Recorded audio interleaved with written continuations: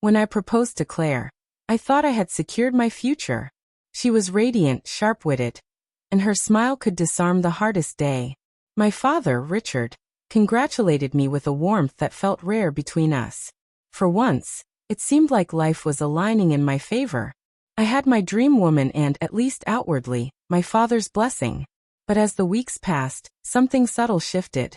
Claire became secretive, her phone glued to her hand, laughter escaping at odd hours when she thought I wasn't listening. At first, I dismissed it as wedding stress. Everyone says planning a wedding brings tension. But this wasn't tension. This was distance, a wall she was building brick by brick. Then there was my father. He was always a complicated man. Charming to strangers, critical to me. Yet suddenly he was overly involved in the wedding plans, meeting Claire alone under the guise of helping her out. I told myself it was harmless. After all, he was my father. Why would I suspect the one man who raised me? One evening, I came home early from work. The house was quiet, but Claire's phone was buzzing on the counter. A notification lit up the screen. Last night was unforgettable. Can't wait for more. My chest tightened, my stomach twisting as the pieces slammed together. Richard. My father. I didn't confront them immediately. Rage is loud, but betrayal demands proof. And so, I turned to something I never thought I'd need: recording. I placed hidden devices in the living room and bedroom, telling myself that if I was wrong, I'd destroy the evidence. But if I was right, I'd have the truth carved into sound. The first night of recordings nearly broke me. Their voices, hers whispering, his chuckling, cut deeper than knives. Claire moaning my father's name shattered whatever illusions I had left. It wasn't just cheating.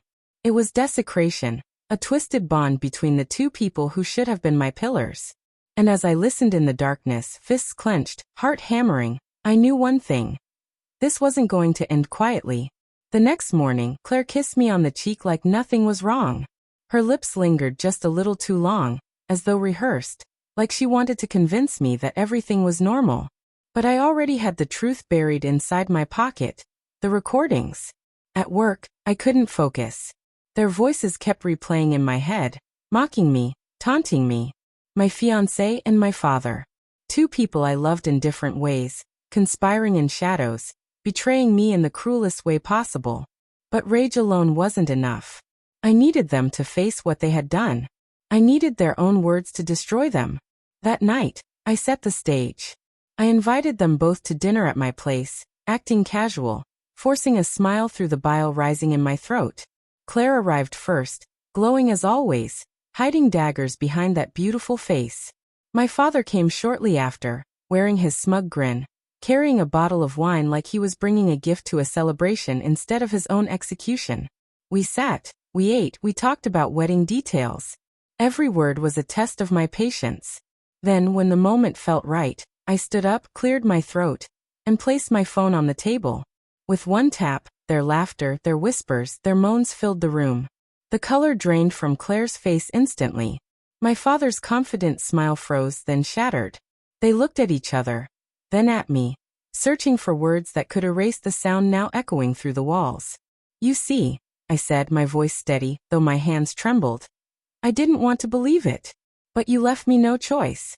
I wanted to hear the truth from your mouths, and now the whole world will hear it from mine. Claire tried to speak, but her words tangled into stammers. David, it's not what it sounds like. Not what it sounds like. I spat. It's exactly what it sounds like. My fiancé in bed with my father. Tell me, Claire, was I unavailable too? Or was betrayal just easier with the man who gave me life? The silence that followed was heavier than any scream. And I knew this was only the beginning of their downfall. Claire broke down first, tears spilling as she reached for me. David, please, it was a mistake. I never wanted to hurt you. I pulled my hand back. A mistake? I said, my voice low but cutting. A mistake happens once. I tapped the phone, still playing their laughter. This was a choice you both made over and over again. My father leaned forward, trying to recover his authority. Son, listen, you don't understand. Marriage is complicated. Desire is complicated. This doesn't have to ruin everything. Don't call me son. I snapped, my chest burning. You stopped being my father the second you touched her. You taught me what betrayal looks like, and I'll never forget it. The room felt suffocating, yet I finally breathed easier. For the first time, I saw them clearly, not as loved ones, but as frauds wearing masks. And I wasn't going to be their victim anymore. I stood, grabbed my coat, and headed for the door. Before leaving, I turned back one last time. The recordings are backed up. Every word, every sound. If either of you tries to twist this, the truth will be heard. You ended us. Not me. Their faces crumbled as I walked away.